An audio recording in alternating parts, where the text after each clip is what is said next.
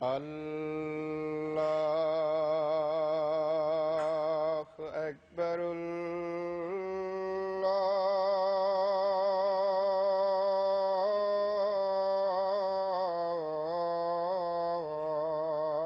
الله أكبر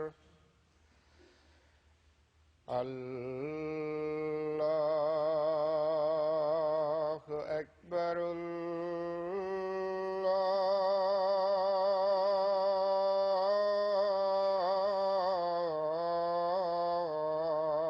الله أكبر.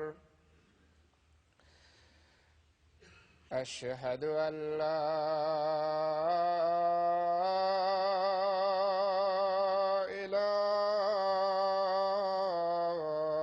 إله إلا الله.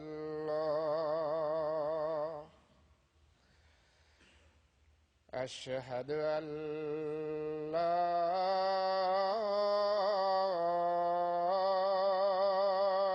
إله إلا الله.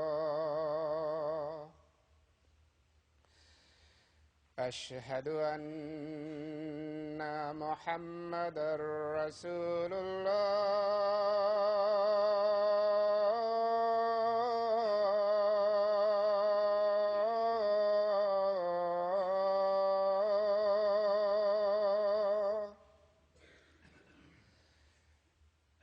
أشهد أن محمدًا رسول الله. حي على الصلاة.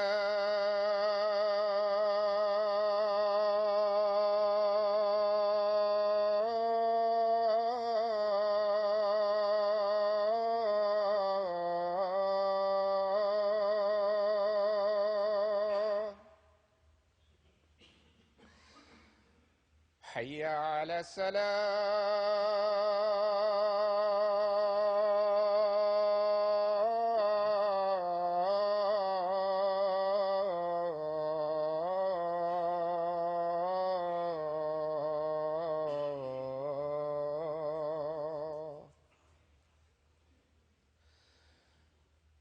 حي على الفلاح.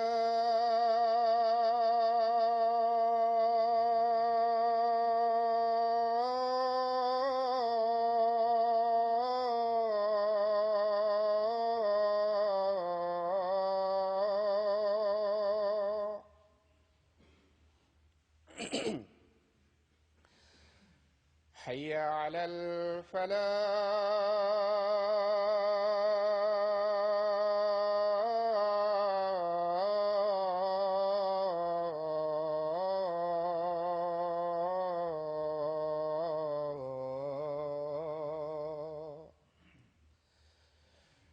الله أكبر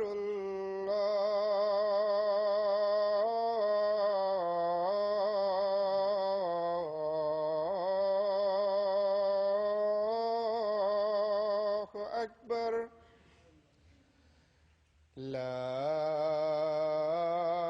إله إلا الله.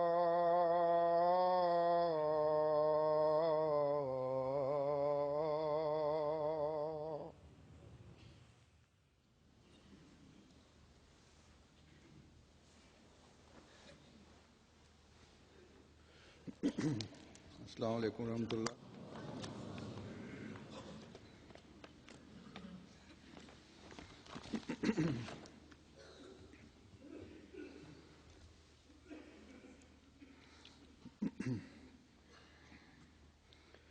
أشهد أن لا إله إلا الله وحده لا شريك له وأشهد أن محمدًا عبده ورسوله. أما بعد فأعوذ بالله من الشيطان الرجيم. بسم الله الرحمن الرحيم الحمد لله رب العالمين الرحمن الرحيم مالك يوم الدين إياك نعبد وإياك نستعين اهدنا الصراط المستقيم صراط الذين أنعمت عليهم غير المغضوب عليهم ولا الضالين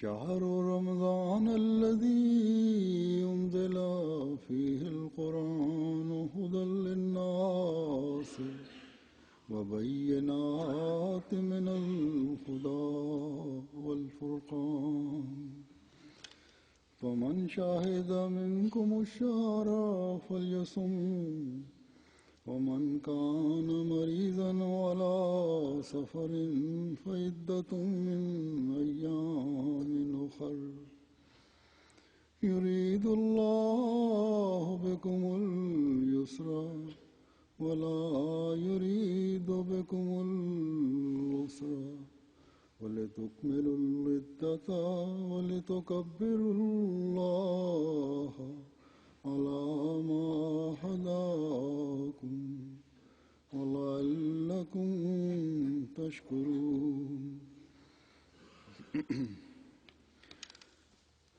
اس آیت کا ترجمہ ہے کہ رمضان کا مہینہ جس میں قرآن انسانوں کے لیے ایک عظیم ہدایت کے طور پر اتارا گیا اور ایسے کھلے نشانات کے طور پر جن میں ہدایت کی تفصیل اور حق و باطل میں فرق کر دینے والے امور ہیں. بس جو بھی تم میں سے اس مہینے کو دیکھے تو اس کے روزے رکھے، اور جو مریض ہو یا سفر پر ہو تو گنتی پوری کرنا دوسرے ایام میں ہوگا. اللہ تمہارے لیے آسانی چاہتا ہے اور تمہارے لیے تنگی نہیں چاہتا، اور چاہتا ہے کہ تم سہولت سے گنتی کو پورا کرو اور اس ہدایت کی بنا پر اللہ کی بڑائی بیان کرو جو اس نے تمہیں عطا کی، اور تاکہ تم شکر کرو. اللہ تعالیٰ نے اس آیت میں رمضان کے مہینے کی خاص قرآن کریم سے نسبت کر بیان فرمایا ہے. یعنی یہ مہینہ وہ بابرکت مہینہ ہے جس میں قرآن کریم اتارا گیا. قرآن کریم کے نازل ہونے کی ابتدا بھی اس مہینے میں ہوئی، اور اس بابرکت مہینے میں جبرائیل علیہ السلام ہر سال اس وقت تک نازل شدہ قرآن کریم کی دہرائی حضرت صلی اللہ علیہ وسلم کو کروایا کرتے تھے. بس یہ مہینہ اللہ تعالیٰ کے اس پاک کلام کو خاص طور پر پڑھنے اور سمجھنے کا مہینہ ہے. گویا یہ اس لحاظ سے بھی بڑی اہمیت کا مہینہ ہے. صرف روزے رکھنے اور اس فرض کو پورا کرنے کی حد تک نہیں، جس کی کچھ تفصیل پہلی آیات میں بیان ہوئی ہے اور کچھ تفصیل اس آیت میں اور بعد کی آیت میں بیان ہوئی ہے، بلکہ اس کی اہمیت اس لیے بھی بہت بڑھ جاتی ہے کہ اس مبارک مہینے میں قرآن کریم جیسی عظیم الشان کتاب اللہ تعالیٰ نے نازل فرمائی، جو کامل اور مکمل شریعت کی کتاب، جو انسان کامل پر نازل ہوئی، وہ نبی جو تمام انسانوں کے لیے مبعوث ہوا. جیسا کہ قرآن کریم میں اللہ تعالیٰ فرماتا ہے قُلْ يَا أَيُّهَا النَّاسُ إِنِّي رَسُولُ اللَّهِ إِلَيْكُمْ جَمِيعًا، کہ اے نبی کہہ دے میں تم سب کے لیے تم سب کی طرف اللہ تعالیٰ کا رسول بن کر آیا ہوں۔ پھر اللہ تعالیٰ فرماتا ہے ایک دوسری جگہ کہ وما ارسلناک الا کافۃ للناس بشیرا و نذیرا ولکن اکثر الناس لا یعلمون، اور ہم نے تجھے نہیں بھیجا مگر تمام لوگوں کے لیے بشیر اور نذیر بنا کر، مگر اکثر لوگ نہیں جانتے۔ بہرحال حضرت صلی اللہ علیہ وسلم کے بارے میں قرآن کریم مختلف انداز میں مختلف جگہ پر بیان فرماتا ہے کہ آپ اللہ تعالیٰ کے وہ پیارے رسول ہیں جو تمام انسانوں کے لیے مبعوث ہوئے ہیں، اور اب تا قیامت کوئی اور نبی شرعی کتاب والا نہیں آ سکتا، شریعت لے کر نہیں آ سکتا۔ بس قرآن کریم کا پیغام ایک عالمگیر پیغام ہے، اور آپ صلی اللہ علیہ وسلم تمام انسانوں کے لیے تا قیامت نبی ہیں۔ اپنے آخری ہونے اور تمام انسانیت کے لیے ہونے کا دعویٰ قرآن کریم نے کیا ہے، یہ اعزاز قرآن کریم کو حاصل ہے، اس لیے اس کی عظمت روز روشن کی طرح واضح ہو جاتی ہے اور بڑھ جاتی ہے۔ حضرت مسیح موعود علیہ الصلوۃ والسلام ایک جگہ فرماتے ہیں کہ ہم ایسے نبی کے وارث ہیں جو رحمت للعالمین اور کافۃ للناس ہیں۔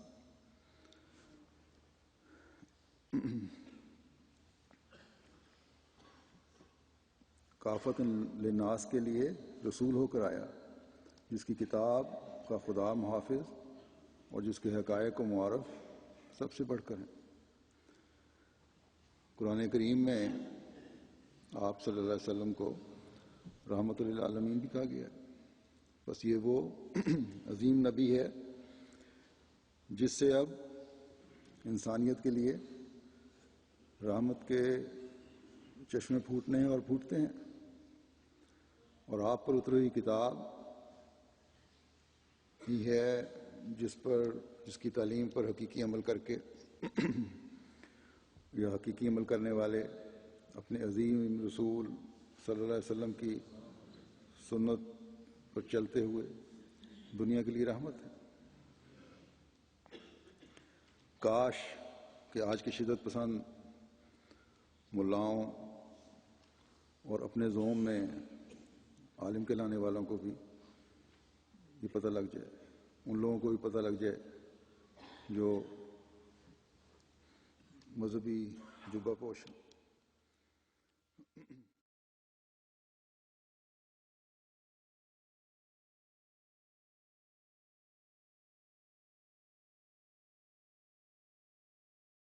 کہ قرآن کریم کی تعلیم اور حضرت صلی اللہ علیہ وسلم تو دنیا میں رحمتوں کی تقسیم کے لیے آئے تھے، نہ کہ امن پسند شہریوں کے امن چھیننے کی تعلیم دینے کے لیے، نہ کہ معصوموں کی جانوں سے بے رحمانہ طور پر کھیلنے کے لیے۔ بہرحال اس آیت کے اس حصے میں جس میں قرآن کریم کے حوالے سے بات ہو رہی ہے، اللہ تعالیٰ فرماتا ہے کہ اس قرآن میں ہدایت ہے تمام دنیا کے انسانوں کے لیے۔ اس میں کھلے کھلے نشانات بیان کیے گئے ہیں، اس میں حق و باطل میں فرق کرنے والے امور بیان کیے گئے ہیں۔ بس مومنین کا فرض ہے کہ اس روشن تعلیم اور ہدایت سے پر جامع کتاب جو حق و باطل میں فرق کرتی ہے، اس مہینے میں جو رمضان کا مہینہ کہلاتا ہے، جو روحانیت میں ترقی کا مہینہ کہلاتا ہے، جس میں روزے رکھ کر انسان خدا تعالیٰ کا قرب حاصل کرنے کی کوشش کرتا ہے، جس میں ایک مومن اپنی عبادتوں کے معیار بلند کرنے کی کوشش کرتا ہے، اس میں قرآن کریم کو، اس قرآن کو اپنے سامنے رکھو کہ یہ تو ہمارا رہنما ہے۔ اس مہینے میں اس پر غور کرو، اس کی تلاوت پر جہاں زور دو، وہاں اس کے احکامات پر غور کرتے ہوئے اپنی ہدایت کے سامان پیدا کرو۔ اللہ تعالیٰ نے فرمایا کہ ہدی للمتقین، یہ متقیوں کے لیے ہدایت ہے۔ پہلے فرمایا تمام انسانیت کے لیے ہدایت ہے۔ ان میں سے وہ لوگ، اس دونوں طرح کی ہدایتوں کے معیار مختلف ہیں۔ متقیوں کے لیے بھی اس میں ہدایت ہے، صرف ایک دفعہ ایمان لا کر یا تقوی پر قائم ہو کر ہدایت ختم نہیں ہو جاتی، بلکہ ہدایت کا یہ سلسلہ جاری رہتا ہے۔ یعنی وہ لوگ جو متقی ہونے کا دعویٰ کرتے ہیں، جو اللہ تعالیٰ کے خوف اور اس کی خشیت پر، ہر قسم کے خوف، خشیت اور محبت پر، خدا تعالیٰ کے خوف اور اس کی خشیت پر ہر قسم کے خوف، خشیت اور محبت کو حاوی سمجھتے ہیں، اگر یہ دعویٰ سچا ہے ان دعویٰ کرنے والوں کا، تو پھر اس تعلیم کی تمام باریکیوں پر عمل کرنا بھی ضروری ہے۔ ورنہ حضرت صلی اللہ علیہ وسلم نے فرمایا ہے کہ تمہارا ایسے لوگ جو غور نہیں کرتے، تقوی پر چلنے کی کوشش نہیں کرتے، جن کے روزے صرف روزے کے نانے والے ہیں، ایسے لوگوں کا رات کا جاگنا بھی صرف جاگنا ہے، اور ان لوگوں کے روزے بھی صرف بھوک اور پیاس ہیں۔ بس روزے کی اہمیت اس وقت ہے جب قرآن کی اہمیت ہو، اس کی تعلیم کی اہمیت ہو جو اللہ تعالیٰ نے نازل فرمائی ہے، اس تعلیم پر عمل کرنے کی کوشش ہو۔ بس اللہ تعالیٰ نے ان دنوں میں تزکیہ نفس پر زور دینے کی اہمیت دی ہے، جس کا پتہ بھی ہمیں قرآن کریم سے چلتا ہے۔ جب یہ حالت ایک مومن کی ہوگی تب وہ اس خوبصورت تعلیم کو دنیا کے سامنے پیش کر سکتا ہے۔ تب ہم دنیا کو بتا سکتے ہیں کہ جس طرف تم جا رہے ہو یہ بہت خطرناک راستہ ہے، یہ تباہی کا راستہ ہے، یہ تمہاری دنیا و آخرت کی بربادی کا راستہ ہے۔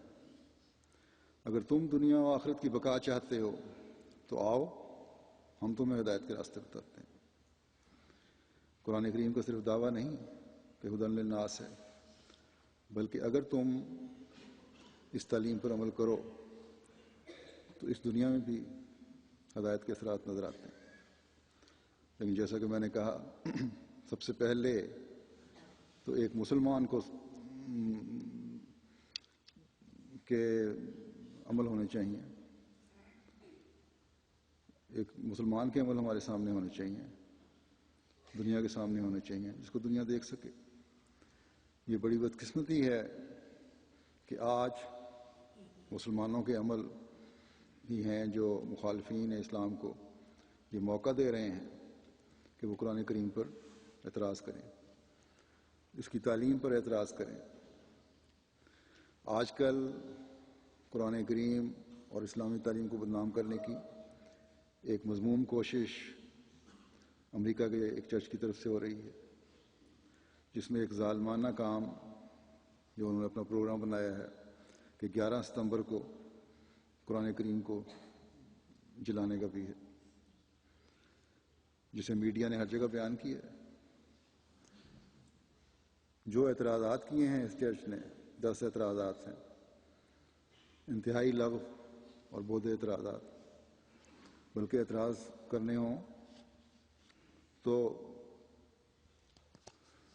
ہم بائبل پر بھی بہت سارے اعتراض کر سکتے ہیں، لیکن ہمارا یہ کام نہیں ہے کہ فساد پیدا کریں۔ ہاں، علمی بحث ہے اور اعتراض کا حق ہر ایک کو حاصل ہے، وہ علمی بحث ہم کرتے ہیں،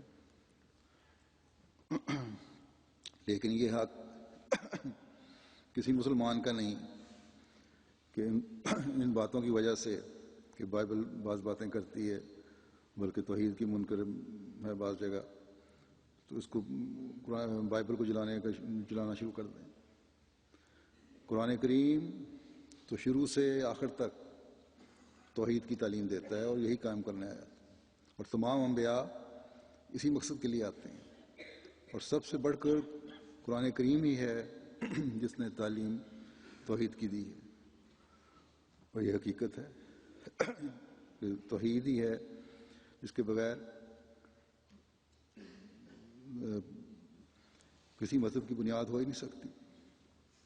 اور اس زمانے میں جس جلیل اللہ کو اللہ تعالیٰ نے مبعوث فرمایا ہے، اس نے اس تعلیم کو اس عظمت سے ظاہر فرمایا کہ جو بندے کو خدا بنانے والے تھے انہوں نے یہ اعلان کر دیا کہ مرزا غلام احمد قادیانی علیہ السلام اور ان کے ماننے والوں سے مذہبی بحث نہ کرو۔ عیسائیت کی بنیاد ہی آج کل کی عیسائیت کی بنیاد تثلیث پر ہے، توحید سے تو اس کی بنیادیں ہل جاتی ہیں۔ حضرت مسیح موعود علیہ السلام نے تو بائبل سے ہی حضرت عیسیٰ علیہ السلام کے اپنے اقوال سے ثابت فرمایا کہ وہ خدا کے بیٹے نہیں تھے، اور کوئی خدا کا بیٹا نہیں بن سکتا۔ اس چرچ کو جو قرآن کے خلاف مہم چلا رہا ہے، سب سے بڑا اعتراض ہی یہی ہے، پہلا اعتراض ہی انہوں نے یہ لکھا ہوا ہے کہ قرآن کریم حضرت عیسیٰ علیہ السلام کو خدا کا بیٹا نہیں مانتا، اور دوسری مطلب اسی اعتراض کو پھر آگے چلایا، اور اس وجہ سے کہتا ہے کہ نجات انسان کے عمل سے ہے، نہ کہ کسی کے یا حضرت عیسیٰ علیہ السلام کے صلیب پر چڑھنے سے۔ ان عقل کے اندھوں کو یہ سمجھ نہیں آ رہی کہ اس بات پر حضرت عیسیٰ علیہ السلام خود بھی یقین کرتے تھے، لیکن ان کے نام پر ان کی تعلیم کو بعد میں بگاڑ دیا گیا، اور اللہ تعالیٰ کے مقابل پر ایک عاجز انسان کو لا کے کھڑا کر دیا۔ بس جب انسان شکست خوردہ ہو جائے، اس کے پاس کوئی دلیل نہ ہو، تو اس کے بعد اس کے علاوہ کوئی چارہ نہیں ہوتا کہ شدت پسندی پہ اتر آئے، اور یہی یہ چرچ جس کا نام do world out reach centre church ہے یہ کر رہا ہے۔ بائبل میں تو ایک جگہ کئی جگہ حضرت عیسیٰ علیہ السلام نے کہا ہے، اب ایک جگہ حضرت عیسیٰ علیہ السلام فرماتے ہیں مرکز میں، مارک جسے کہتے ہیں انگریزی میں، اس کا باب 12 آیت 29-30 ہے کہ اول یہ کہ اے اسرائیل اس پر خداوند ہمارا خدا ایک ہی خداوند ہے، اور تو خداوند سے اپنے سارے دل اور اپنی ساری جان اور اپنی ساری طاقت سے محبت رکھ۔ اس کے علاوہ اور بہت سی جگہوں پر مسیح کی الوہیت کی تردید بائبل میں موجود ہے، خود بائبل کرتی ہے۔ اس دلائل سے پر بحث اور قرآن کریم کی حقیقت بیانی اور برتری کو تو حضرت مسیح موعود علیہ السلام نے ثابت فرمایا، اور عیسائیوں کی ہر دلیل کو رد کیا تھا، اور آج تک جماعت احمدیہ کرتی چلی آ رہی ہے۔ قرآن کریم کی تو یہ خوبصورت تعلیم ہے کہ حق کی تبلیغ کرو، دنیا کو بتا دو کہ قد تبین الرشد من الغی، کہ یقیناً ہدایت اور گمراہی کا فرق ظاہر ہو چکا ہے، لیکن یہ فرق بیان کرنے اور منوانے کے لیے کسی جبر کی ضرورت نہیں، جس کی مرضی ہے مانے، جس کی مرضی ہے نہ مانے۔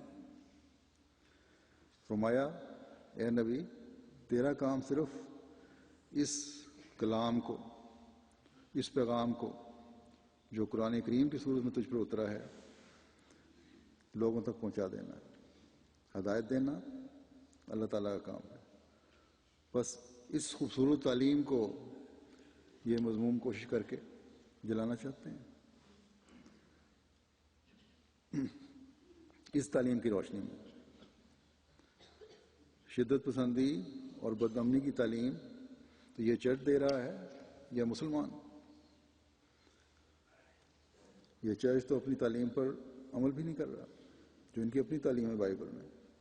بائبل تو کہتی ہے کہ اگر تمہارے ایک گال پر کوئی تماشا مارے تو دوسرا بھی آگے کر دو۔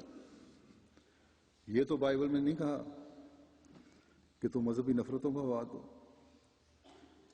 بہت سے عیسائی چرچوں نے بھی اس چرچ کے اس ظالمانہ سوچ اور اس پر عمل کرنے کی کوشش کی مذمت کی ہے اور بڑی سختی سے تردید کی ہے کہ ہم اس میں شامل نہیں ہوں گے، اور ہر عقل مند اور امن پسند انسان کا یہی رد عمل ہونا چاہیے۔ جماعت احمدیہ بھی میڈیا کے ذریعے اور مختلف طریقوں سے اس ڈو چرچ کو اپنی اس مذموم حرکت سے روکنے کی کوشش کر رہی ہے۔ ڈو عیسائیت میں روح القدس کا نشان بھی ہے، کیونکہ حضرت عیسیٰ پر یہی کہا جاتا ہے کہ فاختہ کی صورت میں روح القدس اتری۔ بہرحال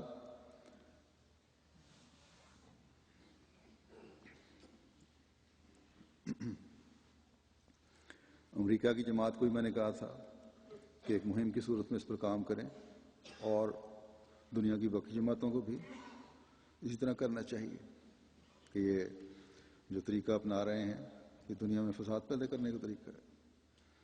اس سے بجائے محبتوں کے کینوں اور بغضوں کی دیواریں کھڑی ہوں گی۔ قرآن کریم نے حضرت مریم اور حضرت عیسیٰ علیہ السلام کے جو مقام جو ظاہر کیا ہے وہ ان لوگوں کو نظر نہیں آتا۔ قرآن کریم تو ہر نبی کی عزت کرتا ہے۔ بہرحال جیسا کہ میں نے کہا، ان کی یہ حرکت نفرتوں کی دیواریں کھڑی کرے گی۔ وہ مسلمان جو بدقسمتی سے اس زمانے کے امام کو نہ مان کر بے لگام ہیں، یا ان کی لگامیں ان لوگوں کے ہاتھوں میں ہیں، بدقسمتی سے آ گئی ہیں، جو اپنے مفاد حاصل کرنا چاہتے ہیں، ان مسلمانوں سے غلط رد عمل بھی ہو سکتا ہے۔ دنیا جیسے آج امن کی ضرورت ہے، محبت کی ضرورت ہے، بھائی چارے کی ضرورت ہے، جنگوں کی تباہی سے بچنے کی ضرورت ہے، خدا تعالیٰ کے پیار کو جذب کرنے کی ضرورت ہے تاکہ تباہ ہونے سے بچ سکیں۔ اس کے حصول کے لیے عیسائیوں کو بھی اپنے قبلے درست کرنے کی ضرورت ہے، اور مسلمانوں کو بھی صحیح رد عمل دکھانے کی ضرورت ہے۔ دلائل کی بحثیں کریں، علمی بحثیں کریں، لیکن ایک دوسرے کے مذہبی جذبات کا خیال رکھنا چاہیے۔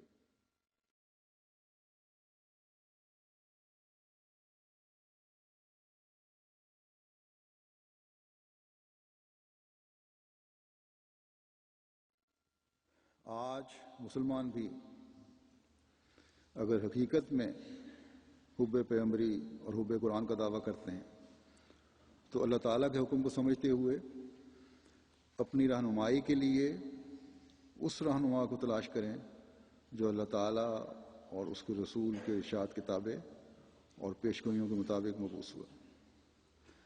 یہ رمضان کا مہینہ جس میں خدا تعالیٰ کہتا ہے کہ قرآن کریم نازل ہوا جو تمام انسانوں کے لیے ہدایت ہے، تو ہدایت کے راستے وہ متعین کریں جو قرآن کریم نے متعین کیے ہیں، ہدایت کے معیار وہ بنائیں جو قرآن کریم نے بنائے ہیں۔ ہدایت دینے والے کو پانے کے لیے بھی خالص ہو کر دعا کرنے کی ضرورت ہے۔ اللہ تعالیٰ نے ہمیں اہدنا الصراط المستقیم کی دعا سکھائی ہے۔ اگر خالص ہو کر یہ دعا کریں گے تو اللہ تعالیٰ ضرور رہنمائی فرماتا ہے۔ غیر مسلموں کی رہنمائی اللہ تعالیٰ فرما دیتا ہے اس دعا کے ساتھ، تو مسلمانوں کی ضرور کرے گا۔ کاش کہ ہمارے مسلمان بھائی ہمارے اس دردمندانہ پیغام اور جذبات کو سن کر اس پر عمل کرنے کی کوشش کریں اور اپنی دنیا و آخرت سنوار لیں۔ حضرت مسیح موعود علیہ السلام فرماتے ہیں ایک جگہ کہ یاد رکھو قرآن شریف حقیقی برکات کا سرچشمہ اور نجات کا سچا ذریعہ ہے۔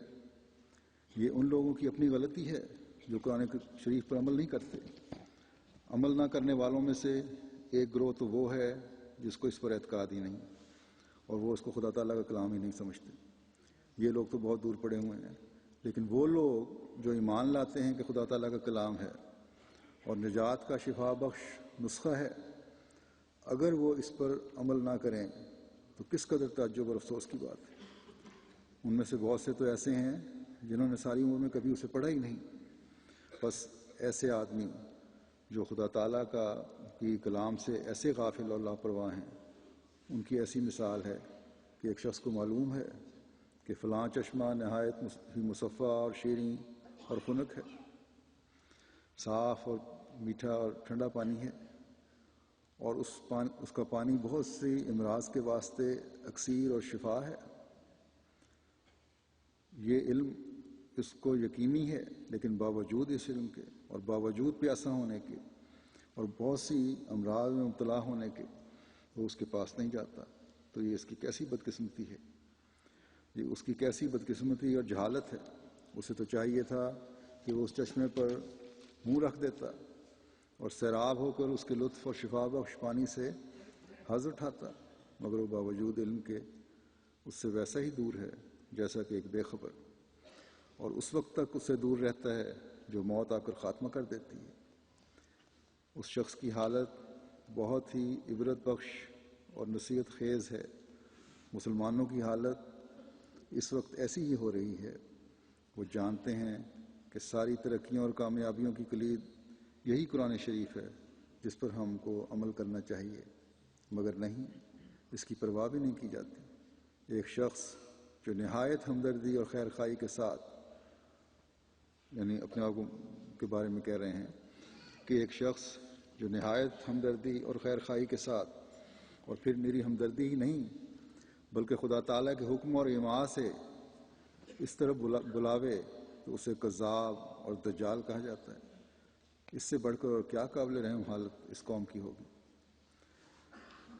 آج بھی یہی حقیقت ہے کہ قرآن کریم پر غور کرنا تو ایک طرف، اکثریت قرآن کریم پڑھنے کی طرف بھی توجہ نہیں دیتی، اور اس بات پر نام نہاد علماء کے ورگلانے سے ان کے پیچھے چل پڑے ہیں کہ قرآن کریم کہتا ہے کہ حضرت صلی اللہ علیہ وسلم خاتم النبیین ہیں اور مرزا غلام احمد قادیانی علیہ السلام نے نبوت کا دعویٰ کیا.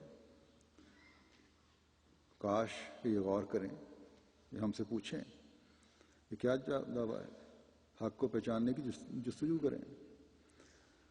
ان کے پاس دلیل نہیں ہے، اس لیے علماء نے جماعت پر پاکستان میں خاص طور پر اور باقی ملکوں میں بھی، مسلمان ملکوں میں بعض جگہ پابندی لگائی ہے. مسلمانوں کو یہ کہا جاتا ہے کہ ان کی بات سننا بھی کفر ہے، بلکہ بعض یہاں تک کہتے ہیں ان سے اسلام کرنا بھی کفر ہے.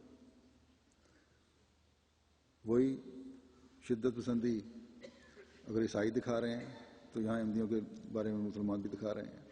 بلکہ عمومی طور پر ایک بہت بڑا ایک گروہ، ایک طبقہ ایسا ہے جو شدت پسندی کا اظہار کر رہا ہے تو عیسائیوں کو بھی ضرورت پیدا ہوئی ہے. بس یہ تو حالت ہے ان لوگوں کی. مسلمانوں کو اپنا آپ پہ اتنا بھی یقین نہیں ہے کہ اگر احمدی غلط ہیں تو ان کی غلط بات کو رد کر دیں.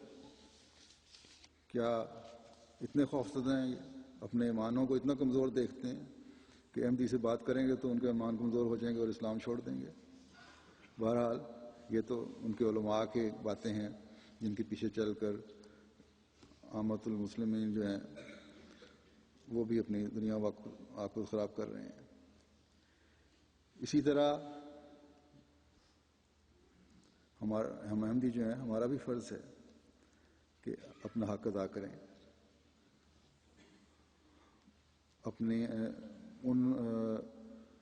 ہمارا بھی فرض ہے کہ ان ہدایات کے راستوں کا عملی نمونہ بنیں جو قرآن کریم میں بیان کی گئی ہیں.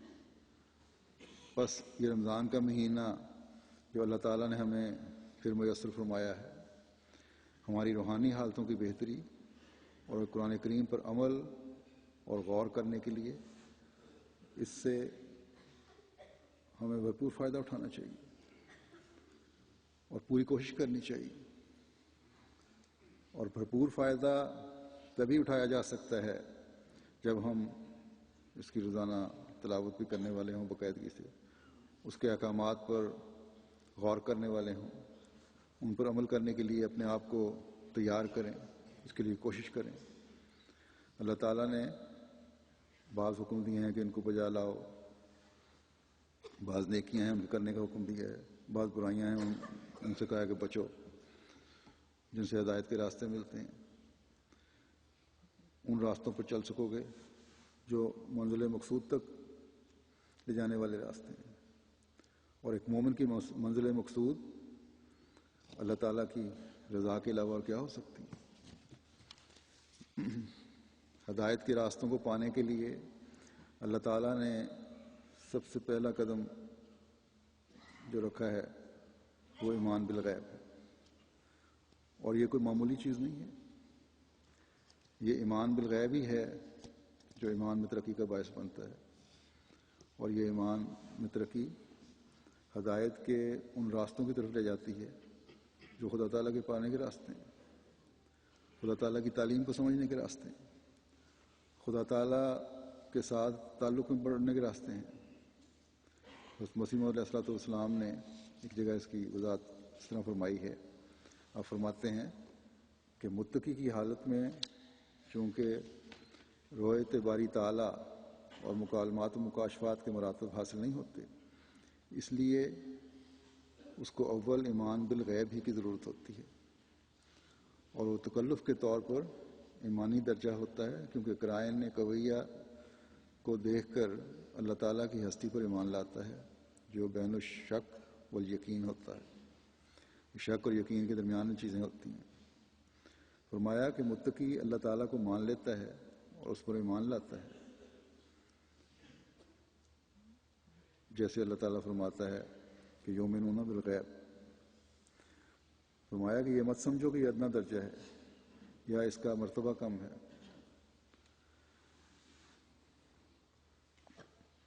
پھر فرماتے ہیں یہ ایمان بالغیب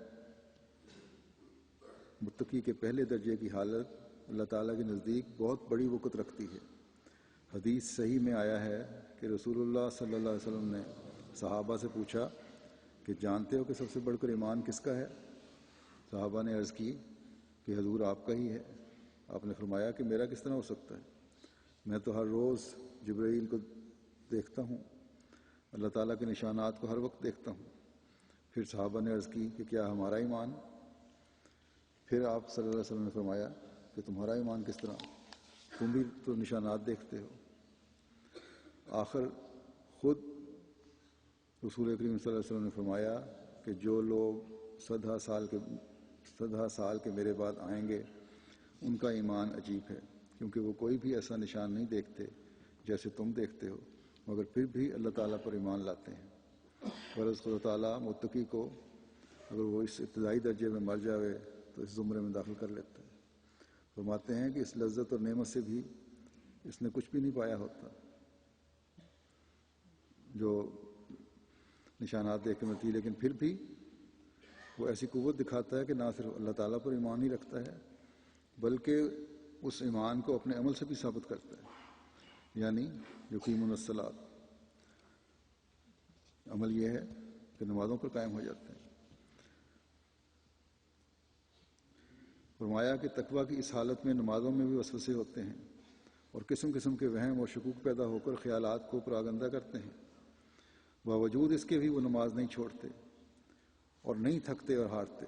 بعض لوگ ایسے بھی ہوتے ہیں کہ چند روز نماز پڑھی اور ظنون فاسدہ اور خیالات پراگندہ میں دل میں گزرنے لگے، بدظنیاں پیدا ہونے لگ گئیں، گندے خیالات آنے لگ گئے، نماز چھوڑ دی اور ہار کر بیٹھ رہے۔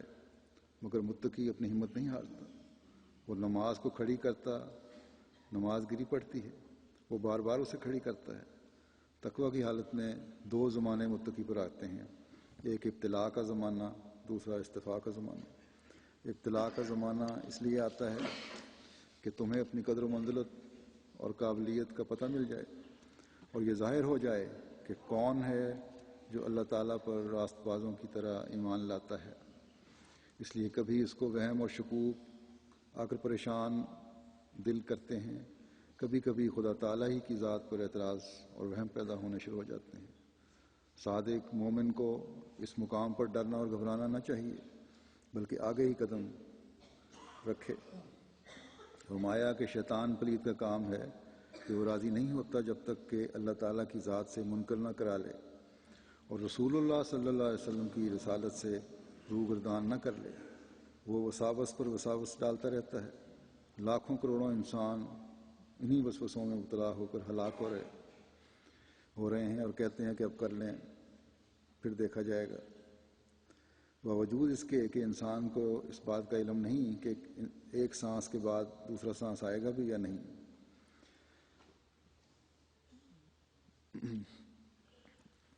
مطلب یہ ہے کہ اب کر لیں پھر دیکھا جائے گا، کہ جو دل میں وسوسہ پیدا ہوا ہے یا خیال پیدا ہوا ہے غلط، اس کو کر لو، دیکھا جائے گا، پھر بعد میں اصلاح ہو جائے گی۔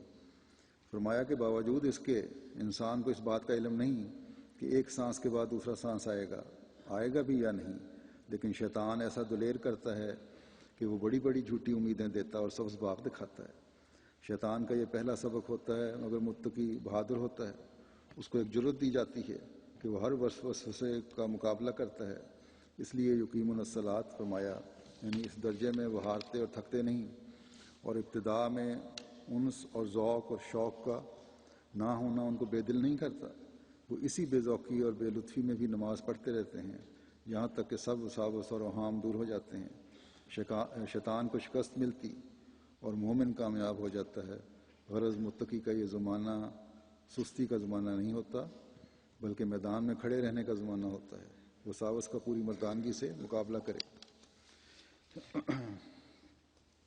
بس ان دنوں میں جب ہر ایک کو نمازوں کی طرف بھی توجہ پیدا ہوئی ہے، اللہ تعالیٰ کے فضل سے مسجدیں بھی بھری ہوئی ہیں، شیطان کے ساتھ مقابلے میں پوری طاقت صرف کر دینی چاہیے۔ جب یہ صورت پیدا ہوگی کہ شیطان کے مقابلے میں اللہ تعالیٰ سے مدد چاہ رہے ہوں گے، خدا تعالیٰ سے مضبوط تعلق پیدا کرنے کی طرف قدم بھی اٹھ رہے ہوں گے، جب خدا تعالیٰ سے مضبوط تعلق بھی بڑھیں گے، جب یہ کوشش ہوگی، تب ان ہدایت کے راستوں کی طرف بھی رہنمائی ملے گی جو خدا تعالیٰ نے قرآن کریم میں نازل فرمائے ہیں، جو بیان فرمائے ہیں۔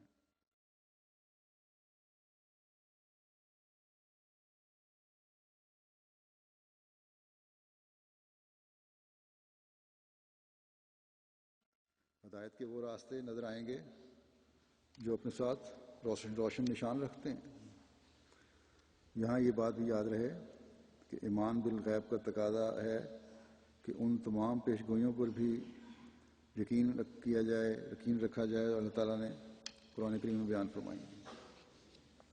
اور جب نمازوں میں توجہ ہوگی ایمان بالغیب کے ساتھ عملی صورت کا اظہار، جس کا حضرت مسیح موعود علیہ السلام نے ذکر فرمایا ہے، یعنی نمازوں کے قیام اور اس میں شیطان کے حملے سے بچنے کی دعائیں، تو پھر یہ دعا بھی ہو رہی ہوگی کہ اللہ تعالیٰ ہمارے ایمان بالغیب کی حالت کو نشانات کے ساتھ مزید مضبوط بھی کر دے۔ اللہ تعالیٰ پر ایمان یہ تقاضا کرتا ہے،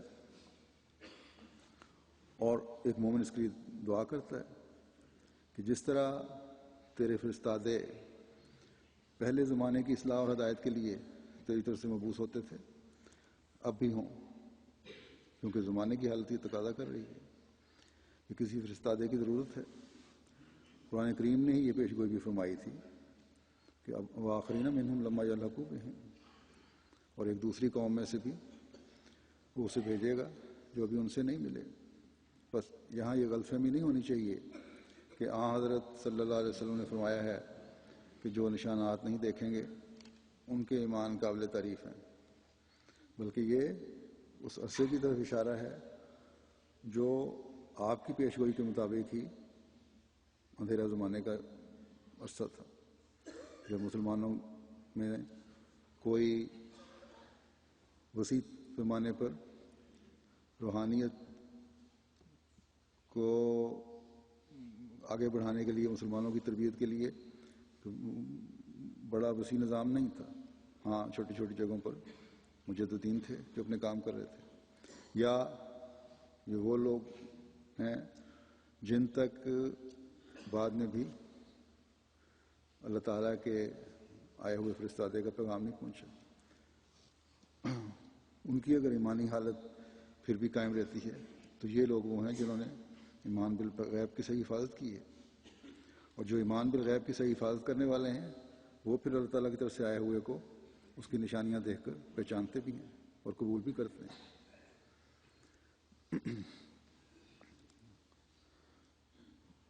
بلکہ حضرت مسیح موعود علیہ السلام نے لکھا ہے کہ حضرت صلی اللہ علیہ وسلم پر جو ایمان لائے تھے انہوں نے کوئی نشانات نہیں مانگے تھے. بہت سارے ایسے تھے جو ایمان بالغیب پر یقین رکھتے تھے، صرف آپ کی ظاہری حالت دیکھ کر ان کو یقین تھا کہ جو کچھ آپ نے کہا وہ سچ ہے. اور پھر مسیح و مہدی کے آنے کے ساتھ یہ نشانات کا دور شروع ہو گیا.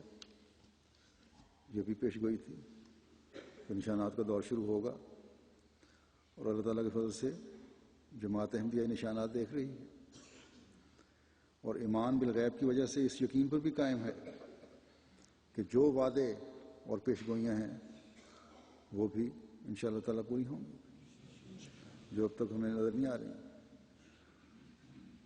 ہم شیطان کے حملوں اور وسوسوں کو اپنی نمازوں کی خوبصورتی سے ادائیگی اور دوام اختیار کرتے ہوئے دور کرتے چلے جائیں گے، اور شیطان کے وسوسے کبھی ہمارے پائے ثبات کو ہلا نہیں سکتے. شیطان کے چیلوں کا تمام زور اس زمانے میں احمدیوں کو اپنے ایمان میں کمزور کرنے پر صرف ہو رہا ہے. لیکن ہم تو اب اس حالت میں آ چکے ہیں کہ جب نشانات بھی سامنے نظر آ رہے ہیں، اور اگر کوئی ابتلاؤں کا دور ہے تو یہ بھی پہلے سے ہی قرآن کریم کی پیش گوئیاں ہیں. اللہ تعالیٰ نے قرآن کریم میں بیان فرمایا ہوا ہے الہی جماعتوں کے لیے یہ ابتلا آتے ہیں، اور زمانے کے امام نے ہمیں اس کے لیے تیار کیا ہوا ہے. اور جیسا کہ میں نے کہا، ہمیں کوشش کرنی چاہیے کہ رمضان کی برکتوں سے فیض اٹھائیں، اس میں دعاؤں کے ذریعے سے، اپنی نمازوں کے ذریعے سے خدا تعالیٰ کا قرب پانے اور اپنے ایمانوں میں مضبوطی کی دعائیں بھی کرنی چاہیے، اور اللہ تعالیٰ سے اس کے وعدے جلد پورے ہونے کے لیے دعاؤں سے مدد مانگنی چاہیے. یہ مہینہ جو دعاؤں کی قبولیت کا مہینہ بھی ہے، اس میں جب ہم خدا تعالیٰ سے قرآن کریم کی حکومت اور اس کی عظمت اور تمام دنیا میں اس کی حکومت کے قیام کی دعا مانگ رہے ہوں گے تو یقیناً خدا تعالیٰ اپنے زور آور حملوں سے نشانات کا ایک نیا سلسلہ اور دور شروع فرمائے گا. اور قرآن کریم کی تعلیم اپنی تمام تر عظمتوں کے ساتھ حق کے قیام اور باطل کے فرار کے نظارے ہمیں دکھائے گی. لوگ زمانے کے امام حضرت صلی اللہ علیہ وسلم کے عاشق صادق اور خدا تعالیٰ کے فرستادے کی آواز سننے کی طرف توجہ دیں گے جو عین قرآنی تعلیم کے مطابق دنیا کو ہدایت اور حق کی طرف دعوت دے رہا ہے. آج اگر کوئی حفاظت قرآن کے لیے اللہ تعالیٰ کی طرف سے کھڑا ہے تو وہ یہی مسیح موعود ہے. اور آج اگر کوئی جماعت یہ کام آسن رنگ میں سر انجام دے سکتی ہے اور دے رہی ہے تو وہ جماعت احمدیہ ہے، جس کے لیے ہمیں پہلے سے بڑھ کر کمر بستہ ہونے کی ضرورت ہے، جس کے لیے ہمیں اپنی دعاؤں میں شدت پیدا کرنے کی ضرورت ہے، ورنہ ہم اپنے فرائض سے کوتاہی کر رہے ہوں گے یا کوتاہی کرنے والے بن رہے ہوں گے. بس ہر احمدی کا فرض ہے کہ قرآن کریم کی تعلیم کی عملی تصویر بننے کے لیے اپنی استعدادوں کے لحاظ سے بھی بھرپور کوشش کرے. بس مسیح موعود علیہ السلام فرماتے ہیں کہ قرآن شریف میں یہ وعدہ تھا کہ خدا تعالیٰ فتنوں اور خطرات کے وقت میں دین اسلام کی حفاظت کرے گا، جیسا کہ وہ فرماتا ہے اِنَّا نَحْنُ نَزَّلْنَا الذِّکْرَ وَإِنَّا لَهُ لَحَافِظُونَ. سو خدا تعالیٰ نے بموجب اس وعدے کے 4 قسم کی حفاظت اپنے کلام کی۔ اول، حافظوں کے ذریعے سے اس کے الفاظ اور ترتیب کو محفوظ رکھا، اور ہر ایک صدی میں لاکھوں ایسے انسان پیدا کیے جو اس کی پاک کلام کو اپنے سینوں میں حفظ رکھتے ہیں، ایسا حفظ کہ اگر ایک لفظ پوچھا جائے تو اس کا اگلا پچھلا سب بتا سکتے ہیں، اور اس طرح پر قرآن کو تحریف لفظی سے ہر ایک زمانے میں بچایا۔ دوسرے، ایسے ائمہ اور اکابر کے ذریعے سے جن کو ہر ایک صدی میں فہم قرآن عطا ہوا ہے، جنہوں نے قرآن شریف کے اجمالی مقامات کی احادیث نبویہ کی مدد سے تفسیر کر کے خدا کی پاک کلام اور پاک تعلیم کو ہر ایک زمانے میں تحریف مانوی سے محفوظ رکھا۔ تیسرے، متکلمین کے ذریعے سے جنہوں نے قرآنی تعلیمات کو عقل کے ساتھ تطبیق دے کر، عقل کے مطابق کر کے، یا عقلی دلیلوں کے ساتھ عقل کے ساتھ تطبیق دے کر خدا تعالیٰ کی پاک کلام کو کوتاہ اندیش فلسفیوں کے استخفاف سے بچایا ہے۔ چوتھے، روحانی انعام پانے والوں کے ذریعے سے جنہوں نے خدا کے پاک کلام کو ہر ایک زمانے میں معجزات اور معارف کے منکروں کے حملے سے بچایا ہے۔ فرماتے ہیں کہ یہ پیش گوئی کسی نہ کسی پہلو کی وجہ سے ہر ایک زمانے میں پوری ہوتی آ رہی ہے قرآن کریم کی، کہ میں نے یہ کتاب اتاری اور میں اس کی حفاظت کروں گا۔ فرمایا، اور جس زمانے میں کسی پہلو پر مخالفوں کی طرف سے زیادہ زور دیا گیا تھا، اسی کے مطابق خدا تعالیٰ کی غیرت اور حمایت نے مدافعت کرنے والا پیدا کیا ہے۔ لیکن یہ زمانہ جس میں ہم ہیں، یہ ایک ایسا زمانہ تھا جس میں مخالفوں نے ہر 4 پہلو کی روح سے حملہ کیا تھا، اور یہ ایک سخت طوفان کے دن تھے کہ جب سے قرآن شریف کی دنیا میں اشاعت ہوئی، ایسے خطرناک دن اسلام نے کبھی نہیں دیکھے۔ بدبخت اندھوں نے قرآن شریف کی لفظی صحت پر بھی حملہ کیا اور غلط ترجمے اور تفسیریں شائع کیں۔ بطیر عیسائیوں اور بعض نیچریوں اور کم فہم مسلمانوں نے تفسیروں اور ترجموں کے بہانے سے تحریف مانوی کا ارادہ کیا، اور بہتوں نے اس بات پر زور دیا کہ قرآن اکثر جگہوں میں علوم عقلیہ اور مسائل مسلمہ مثبتہ طبی اور حیات کے مخالف ہے۔ بعض ایسے ثابت شدہ مسائل جو ہیں طبی اور حیات دانوں کے اور طبیعت کے، اس کے مخالف ہیں۔ فرمایا، اور نیز یہ کہ بہت سے دعوی اس کے عقلی تحقیقاتوں کے برعکس ہیں، اور نیز یہ کہ اس کی تعلیم جبر اور ظلم اور بے اعتدالی اور ناانصافی کے طریقوں کو سکھاتی ہے، اور نیز یہ کہ بہت سی باتیں اس کی صفات الہیہ کی مخالف اور قانون قدرت اور صحیفہ فطرت کے منافی ہیں۔ اور بہتوں نے پادریوں اور آریوں میں سے ہمارے نبی صلی اللہ علیہ وسلم کے معجزات اور قرآن کریم کے نشانوں اور پیشگوئیوں سے نہایت درجہ کے اصرار سے انکار کیا، اور خدا تعالیٰ کے پاک کلام اور دین اسلام اور ہمارے نبی صلی اللہ علیہ وسلم کی ایک ایسی صورت کھینچ کر دکھلائی اور اس قدر افتراء سے کام لیا جس سے ہر ایک حق کا طالب خواہ نفرت کرے۔ لہٰذا اب یہ زمانہ ایسا زمانہ تھا کہ جو طبعاً یہ چاہتا تھا کہ جیسا کہ مخالفوں کے فتنہ کا سیلاب بڑے زور سے چاروں پہلوؤں پر حملہ کرنے کے لیے اٹھا ہے، ایسا ہی مدافعت بھی چاروں پہلوؤں کے لحاظ سے ہو، اور اس عرصے میں 14ویں صدی کا آغاز بھی ہو گیا۔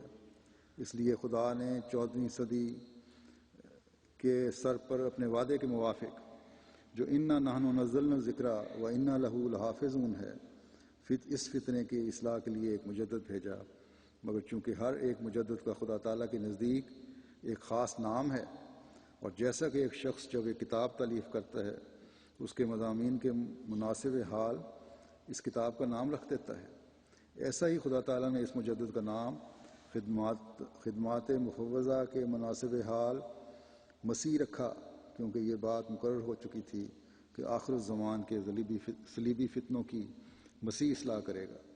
بس جس شخص کو یہ اصلاح سپرد ہوئی، ضرور تھا کہ اس کا نام مسیح موعود رکھا جائے۔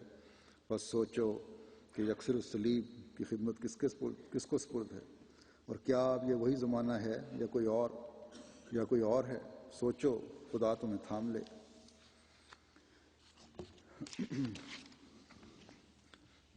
آج جو جیسا کہ میں نے پہلے بیان کیا تھا چرچ نے جو اعتراض کیے ہیں یہ پرانے اعتراض ہیں جنہیں حضرت مسیح موعود علیہ والسلام نے 100 سال پہلے ہی بیان کر دیا تھا اپنے اس اقتباس میں. اور تقریباً اس سے ملتے جلتے اعتراض ہیں جو سب چرچ نے کیے ہیں. اور جیسا کہ میں نے کہا کہ حضرت مسیح موعود علیہ والسلام کے مقابل پر کوئی نہیں ٹھہر سکا.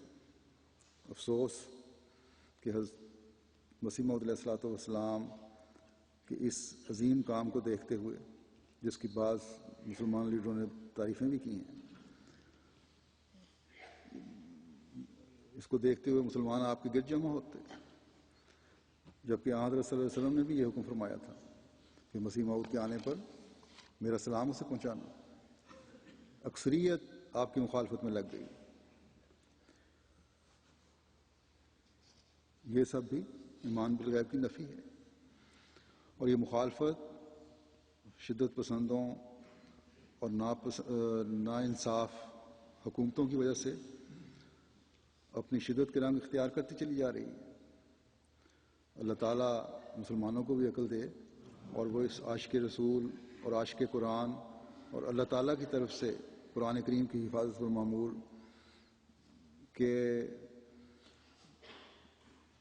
پیغام کو سن کر اس کے مددگار بنے.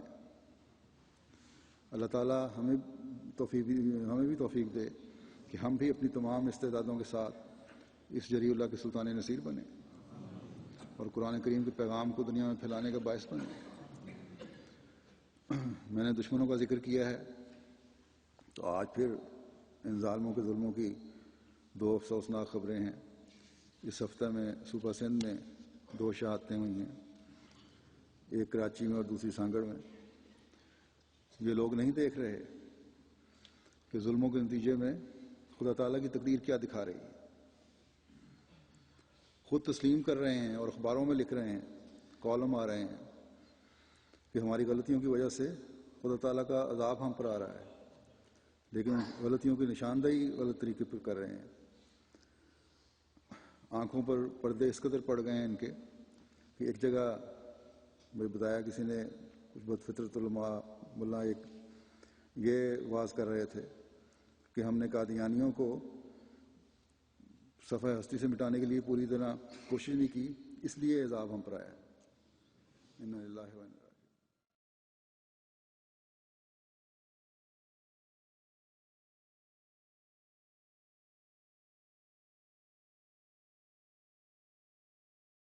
احمدی تو انشاءاللہ تعالیٰ اس امتحان سے گزر جائیں گے، لیکن تم اے بدفطرت ملاؤ جو ظلموں کی تعلیم خدا اور رسول کے نام پر دے رہے ہو، تم جو قرآن کریم کی تعلیم کا مذاق اڑا رہے ہو،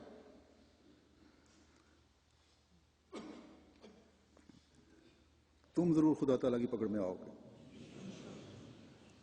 لوگ بعض مجھے یہ بھی لکھ دیتے ہیں اور کہتے بھی ہیں کہ میری باتیں بعض دفعہ جب میں ملاؤں کو مخاطب کر کے کہتا ہوں ان کو اور بھڑکاتی ہیں اور مجھے نہیں کرنی چاہیے. تو یہ غلط فہمی ہے ہمارے بعض معصوموں کی. میں تو اس لیے میں اپنوں کو بھی سمجھانا چاہتا ہوں کہ جو منصوبے انہوں نے بنائے ہوئے ہیں ان کا میرے کہنے یا نہ کہنے سے کوئی فرق نہیں پڑتا. ان کے خوفناک منصوبے ہیں کہ احمدیوں کے خلاف پاکستان میں کیا کچھ کرنا ہے، اور باہر بھی جو کوششیں کرتے ہیں کر رہے ہیں. یہ میں تو اس لیے بھی کہتا ہوں کہ شاید میری باتیں کسی شریف النفس کو شر الناس سے قوم کو ہوشیار کرنے کے کام آ جائیں. بہرحال ہمارا کام تو صبر، استقامت اور دعا سے اپنے منزل کی طرف رواں دواں رہنا ہے، اور یہ ہم انشاءاللہ کرتے چلے جائیں گے. اور ان دنوں میں احمدی خاص طور پر خدا تعالیٰ کے آستانے پر اس طرح جھکیں کہ بس اسی کے ہو جائیں. اللہ تعالیٰ دشمنوں کے ہر شر ان پر الٹائے اور ہر احمدی کو اللہ تعالیٰ اپنی حفاظت میں رکھے اور ہم اللہ تعالیٰ کے انعامات کے وارث بنتے چلے جائیں. جن 2 شہادتوں کو میں نے ذکر کیا ہے ان میں ایک ہیں ڈاکٹر نجم الحسن صاحب شہید کراچی کے، آپ کو 16 اگست کو رات تقریباً 11:30 بجے اپنی کلینک واقع اورنگی ٹاؤن سے واپس جانے کے لیے جب آپ گاڑی میں بیٹھ رہے تھے کسی نامعلوم شخص نے فائرنگ کر دی اور آپ کو قریبی اسپتال میں لے جایا گیا، لیکن زخموں کی تاب نہ لا کر شہادت پا گئے۔ انا للہ و انا الیہ راجعون۔ ان کو سنا ہے کہ ان کے 13 گولیاں تھیں ان کے سینے پر لگی۔ ڈاکٹر نجم الحسن شہید کا آبائی تعلق بہار کے ایک شہر بھاگلپور سے تھا، اور حضرت مسیح موعود علیہ السلام کے دور میں بھاگلپور سے محمود عالم صاحب قادیان تشریف لے گئے اور وہاں پر بیعت کا شرف حاصل کیا، اور انہی کے ذریعے بھاگلپور میں احمدیت کا نفوذ ہوا۔ ڈاکٹر صاحب کے دادا مخدوم الحسن صاحب اور مکرم مولوی عبد الماجد صاحب بھاگلپوری خلافت ثانیہ کے دور میں احمدیت میں داخل ہوئے۔ 1956 میں ان کا خاندان بھاگلپور سے ہجرت کر کے ڈھاکہ آ گیا۔ 1971 میں جب بنگلہ دیش بنا تو ڈاکٹر صاحب شہید کے والدین ہجرت کر کے چند سال انڈیا اور نیپال میں رہے ہیں، پھر 1975 میں کراچی منتقل ہو گئے۔ ڈاکٹر نجم الحسن صاحب کی پیدائش 1971 میں ڈھاکہ میں ہوئی تھی۔ آپ 7 بھائی اور 1 بہن ہیں۔ اپنی بہن بھائیوں میں ڈاکٹر صاحب دوسرے نمبر پر تھے۔ تعلیم پرائمری سے لے کر چائلڈ اسپیشلسٹ بنے تک کراچی میں ہی حاصل کی۔ سندھ میڈیکل کالج سے MBBS کیا، FCPS کیا، اپنی پریکٹس بھی کر رہے تھے، اور ڈو یونیورسٹی میں ہیلتھ سائنسز کے اسسٹنٹ پروفیسر بھی تھے بچوں کے شعبے کے۔ نظام موسی تھے اللہ تعالیٰ کے فضل سے۔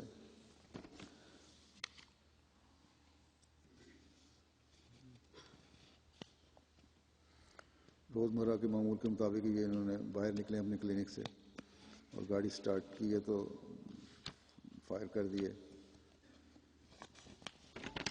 ان کے قریب ہی ان کے بھائی کی دکان تھی میڈیکل سٹور، وہ جب باہر آئے دیکھا تو ڈاکٹر صاحب خون میں لت پت تھے۔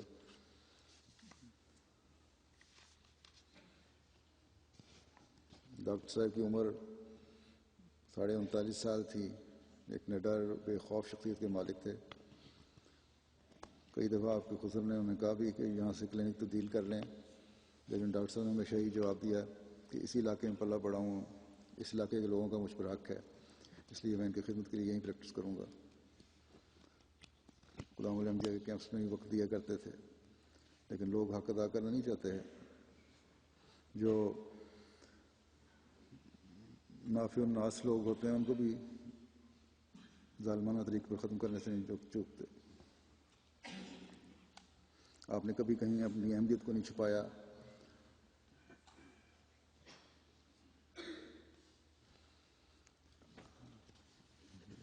نیک نمازی موسیقی میں بتایا تھے ہی، نمازوں میں بڑے خشوع و خضوع سے نمازیں پڑھنے والے تھے۔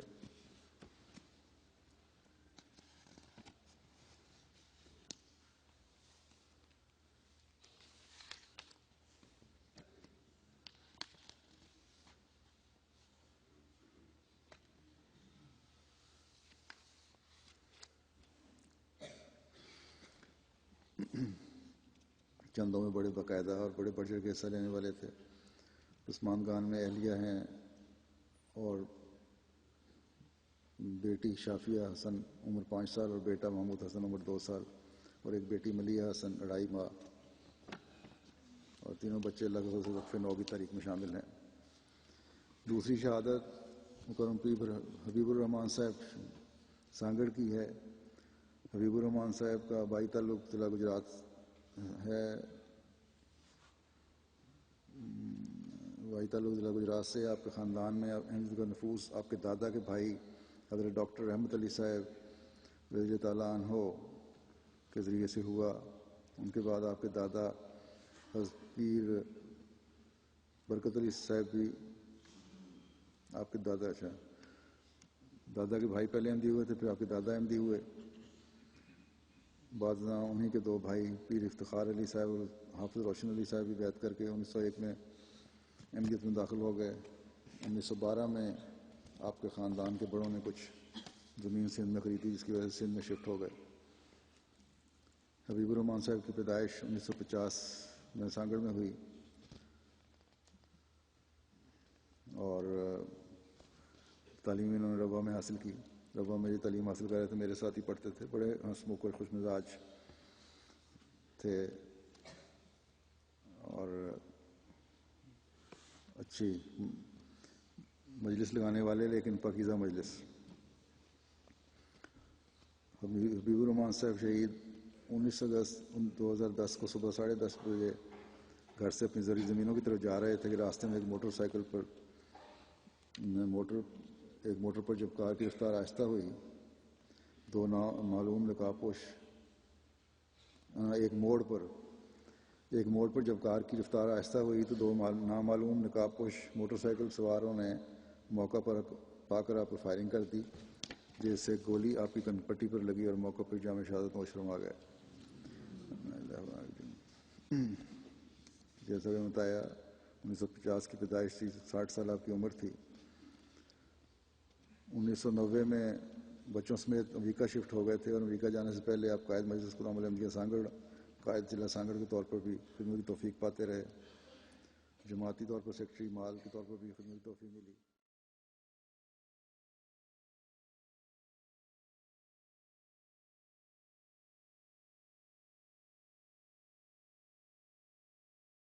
امریکہ میں آپ کو alislam.org جو ویب سائٹ ہے جماعت کی، اس میں بڑی نمایاں خدمت کی توفیق ملی ہے، اور ابتدائی کارکنان میں سے تھے اور بڑے اچھے ورکر تھے. اور اسی طرح ورکر اور کام کرنے والے تلاش کرنے میں بھی آپ نے بڑا کام کیا. 2006 میں آپ کے بھائی ڈاکٹر مجیب الرحمان صاحب کو شہید کر دیا گیا تھا، اور بوڑھے والد کی خدمت کرنے کے لیے امریکہ سے سانگڑ شفٹ ہو گئے تھے. اور یہاں پھر شفٹ ہونے کے کچھ عرصے بعد جب ان کو تحریک کی گئی تو اپنے بھائی کی بیوہ جو تھیں، شہید بھائی کی بیوہ، کیونکہ ان کی بیوی پہلے فوت ہو چکی تھیں، تو ان سے پھر ان کی شادی ہو گئی تھی. نمازوں کے پابند، چندہ جات کی گائے تھیں، بڑے پابند، خلافت سے بڑا تعلق رکھنے والے، غریبوں کا دکھ بانٹنے والے مخلص وجود تھے. ان کے والد گورم پیر فضل الرحمان صاحب زندہ ہیں، حیات ہیں، ان کی عمر 91 سال ہے. 4 بہنیں اور 2 بھائی ہیں، اور پہلی بیوی تو میں نے بتایا فوت ہو گئی تھی. اولاد میں سے انیس الرحمان ہیں، 32 سال کی عمر ہے، حمیرہ صاحبہ 23 سال، عائشہ صاحبہ 28 سال. سب بچے امریکہ میں ہیں. اور دوسری اہلیہ جو تھیں، جو اپنے بھائی مجیب الرحمان صاحب شہید ہیں، ان کے بچے اعزاز الرحمان 13 سال، معاذ الرحمان 11 سال، اور مشل عمر 7 سال. عبدالرحمان شامل ہیں. اللہ تعالیٰ ان کے درجات بلند فرمائے اور صبر اور حوصلہ دے لوائقین کو. ایک اور مخلص دوست کا میں ذکر کرنا چاہتا ہوں، جو موسیٰ رستمی صاحب ہیں. ان کا جنازہ تو میرے خیال میں نے مصطفیٰ صاحب کے جنازے کے ساتھ ہی پڑھ دیا تھا، لیکن ایک انتہائی مخلص دوست سے، اس لیے میں چاہتا ہوں کہ ان کا ذکر یہاں بھی ہو جائے. 5 اگست 2010 کو ان کی وفات ہوئی. انا للہ و انا الیہ راجعون. اور کوسوو کے جلسے میں اس سال آپ کی تقریر تھی، اس میں آپ نے بتایا کہ 1985 میں ان کے بھائی یو کے آئے اور انہوں نے حضرت مسیح رابطے سے ملاقات کی. جب ان کے بھائی واپس گئے اور اپنی یادوں کا ذکر کیا کہ حضور انور سے ملاقات کیسے ہوئی، تو موسیٰ صاحب پر اس کا بہت اثر ہوا. اس کے علاوہ اپنے بھائی میں غیر معمولی انقلاب دیکھ کر بھی ان پر گہرا اثر ہوا. ہائی اسکول اور ملٹری سروس مکمل کرنے کے بعد آپ سوئٹزرلینڈ چلے گئے، وہاں تقریباً 4 سال رہے. انہوں نے خود بتایا کہ وہاں کے احمدیوں سے مل کر انہیں بہت خوشی ہوئی. بعد ازاں آپ کچھ عرصہ ہالینڈ رہے. ہالینڈ جاتے وقت انہوں نے یہ فیصلہ کیا کہ وہ اپنی زندگی جماعت کی خدمت کے لیے وقف کریں گے. تو بیعت تو پہلے وہ کر چکے تھے اپنے بھائی کے اثر کو دیکھ کر ہی. ہالینڈ میں ہی حضرت خلیفۃ مسیح رابع رحمہ اللہ تعالیٰ سے پہلی ملاقات ہوئی، اور اسی ملاقات میں انہوں نے اپنی زندگی وقف کرنے کا ذکر کیا. تو حضور رحمہ اللہ نے انہیں البانیہ چلے جانے کے لیے کہا. بہرحال چند وجوہات کی وجہ سے نہیں جا سکے. سن 2000 میں امیر صاحب جرمنی ہالینڈ تشریف لائے اور انہوں نے کہا کہ کسی کو تلاش کریں جو کوسوو جا سکے. تو انہوں نے جواب دیا کہ میرا خیال ہے کوئی بھی وہاں نہیں جانا چاہے گا، لیکن میں اس کے لیے تیار ہوں. چنانچہ مئی 2000 میں تقریباً منصی رابع رحمہ اللہ تعالیٰ کی اجازت سے وہ کوسوو چلے گئے. کوسوو میں سب سے پہلے جلان میں اپنے بھائی کے گھر ٹھہرے جہاں ان کی بہن بھی فیملی کے ساتھ رہتی تھی. بعد میں ان کی بہن بھی احمدی ہو گئیں. اس طرح پہلا جمعہ ان کے گھر میں ہی ادا کیا گیا. اس کے بعد پرشتنا چلے گئے. 10 سال تک جماعت کوسوو کے صدر رہے. جماعت کی ترقی اور اس کے مفاد کے لیے ہمیشہ کوشاں رہے. تبلیغ کا بہت شوق تھا. کسی نہ کسی رنگ میں پیغام حق پہنچاتے رہتے تھے. بڑی دل جمی سے جماعت کے کام کرتے تھے. جماعتی رقوم کو بڑی احتیاط سے خرچ کیا کرتے تھے. پہلے مشن ہاؤس کی تکمیل کے ہر مرحلے پر اخراجات کا خود جائزہ لیتے رہے. بہت سا حصہ وقار عمل کے ذریعے مکمل کروایا. ایک دفعہ انہیں پتہ چلا کہ ان کی تنخواہ مبلغ سے کچھ زیادہ ہے تو پوچھے اور بتائے بغیر ہی اپنی تنخواہ کو کم کر لیا. اور یہ کہ کیسے ہو سکتا ہے کہ میری تنخواہ ایک مبلغ سے زیادہ ہو. کار نہیں ہوتی تھی ان کے پاس. بائیسیکل پر سارے کام کیا کرتے تھے. کوسوو میں جماعت کی صحیح بنیادوں پر قائم کرنے اور نوآبائین کی تربیت کی ہر لمحے فکر رہتی تھی. بڑی ایک فیملی کی طرح نوآبائین کو انہوں نے سنبھالا ہے اور ان کی تربیت کی ہے.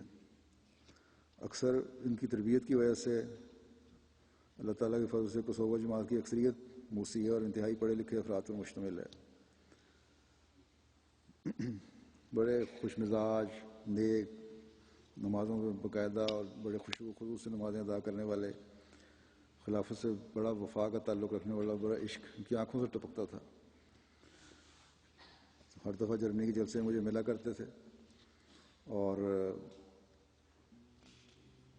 اللہ تعالیٰ کے فضل سے انہوں نے ایک دفعہ مجھے کہا پچھلے سال کے ہماری باتیں بعض جو کوسوو کے علماء ہیں مسلمان، انہوں نے مسلمانوں کے دلوں میں یہ ڈال دیا ہے کہ احمدی جو ہیں یہ حج نہیں کرتے بلکہ یہ جلسے پہ جاتے ہیں. تو اس وجہ سے بعض لوگ ہماری باتیں نہیں سنتے. تو ان کو میں نے کہا تھا اس سال آپ حج کریں. اللہ کے فضل سے پچھلے سال انہوں نے حج بھی کیا تھا اور اس کے بعد اب ملے تو میں نے پوچھا یہ شکوہ تو اب دور ہو گیا ہوگا. تو بڑے خوش تھے کہ اللہ تعالیٰ نے حج کی توفیق دی اور حاجی کے لائق. بہرحال اتنی عمر زیادہ نہیں تھی لیکن کسی اچانک بیماری کی وجہ سے ان کی وفات ہوئی. اللہ تعالیٰ ان کے درجات بلند فرمائے، مغفرت اور رحم کا سلوک فرمائے اور ان کے پسماندوں کو بھی صبر دے اور احمدیت پر قائم رکھے. مزید ہمیں اللہ تعالیٰ ان سے بہتر اور ان جیسے کام کرنے والے کوسوو جماعت میں مزید افراد عطا فرمائے، بلکہ ہر ملک میں جماعت کو ایسے افراد عطا فرمائے جو اخلاص اور وفا میں بڑے ہوئے اور بے نفس ہو کر جماعت کی خدمت کرنے والے ہوں.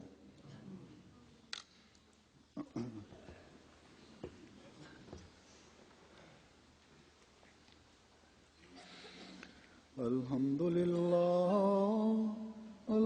لله نحمده ونستعينه ونستغفره ونؤمن به ونتوكل عليه ونعوذ بالله من شرور أنفسنا ومن سيئات أعمالنا. من يهده الله فلا مضل له ومن يضلله فلا هادي له. ونشهد أن لا إله إلا الله ونشهد أن محمدا عبده ورسوله. عباد الله رحمكم الله إن الله يأمر بالعدل والإحسان وإيتاء ذي القربى